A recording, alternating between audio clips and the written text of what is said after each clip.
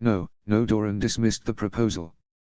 This is Lara's first pregnancy, she will be distressed if you are off hunting brigands. We do not wish to distress her. No, Oberyn agreed. You are correct, of course. I did not think of that. He clicked his tongue, irritated at himself for offering without thinking it through properly. Lara was much improved from the young maid who'd feared to meet his eyes lest he raise a hand to her, but carrying women had delicate emotions even without going through everything that his wife had been through. Who will we assign then? How about Oberyn? Doran suggested. She can. He was cut off by a loud peal of bells suddenly ringing out. Even Doran's vaunted composure cracked, his eyes widening as he struggled to rise from his chair. Oberyn himself felt his heart stop in horrified recognition as the doors burst open and guards came charging in. He could not recall the last time he had heard that sound, unless it was a drill that he had been alerted to beforehand. This was not one of those times.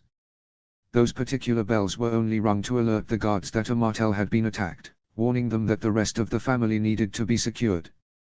Your Highnesses, we must take you to the secure point immediately, Aero declared, speaking for once. He kept a hand on his sword hilt and scanned the room, as if he thought assassins were hidden in the curtains of the prince's solar. Oberyn wanted to argue and go racing to find his girls, but he knew that was foolish. His family would all be taken to that same point. It would be quicker for him to simply go without a protest. Fine, let's go, he barked. I'll push, Doran, move. They went, Oberyn doing his best not to hurt his brother and still go as quickly as he could. Who had been attacked? Sot and Son. When they arrived, Melorio and Ellaria were both there with the younger children and Quentin. Tyen and Arianne were hustled into the room several moments later. Oberyn and Nym came a few moments later with Sarala and Lena. Oberyn felt sick as he scanned the group. Where's Lara? He demanded, voice hoarse with suppressed panic. He was not the only one frantic. Ellaria was looking around the windowless room wildly, her eyes wide and worried as she clutched Laurie in her arms. At 6 years old, their youngest child was technically too old to be carried by her mother, but she was in tears and they would not deny her comfort when she was frightened. Leah had broken from her stubborn sulking to cling to her mother's side, eyes shining and lower lip trembling. Doria and Obola were hiccuping and crying in Melorio's embrace, as was Myrcella. Tristan was attempting to hide his own fear and upset, but failing. Oberyn would have tried to help soothe their distress, were it not for the fact that a vital part of his family was missing. Somebody had been attacked, but it was not one of the people in the safe room. Meaning that. She went to the bazaar, Lena whimpered, pale and shaken as she clutched Sarala's hand. We had to meet Lady Santija. We offered to go with her if she would wait, but she said that she wanted to go for a walk before the fiesta. Oh gods, we should have gone with her. This is not your fault, Ellaria assured her without a glance, her gaze on Oberyn. Oberyn, she. Demon came in then, grim and promptly kneeled and bowed his head before Oberyn. My prince, I. Where is my wife? Oberyn cut him, struggling to suppress his panic. You were assigned to watch her today, there has been an attack and she is not here yet. You are. Where is she? He had an image of Lara that morning in his mind's eye. He had risen early to go sparring, and she had stirred long enough to kiss him and mumble unintelligibly before returning to sleep, curling against Ellaria with their paramour's hand resting over their unborn babe. Had that been the last time he would ever see his sweet she-wolf wife? Demon did not look up from the ground and his voice was low as he spoke.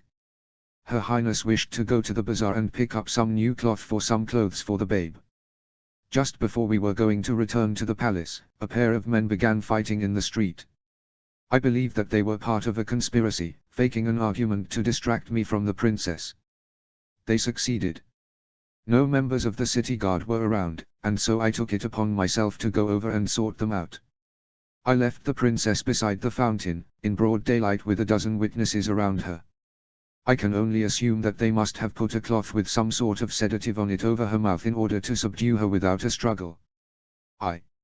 Oberyn could listen no more. Ellaria was moaning in distress, for once losing the composure she was so good at maintaining. All Oberyn could think was that he had promised Lara he would take her riding this afternoon, yet now that would not happen. He had not broken a promise to her before, yet now he had broken the most important ones he had given to her.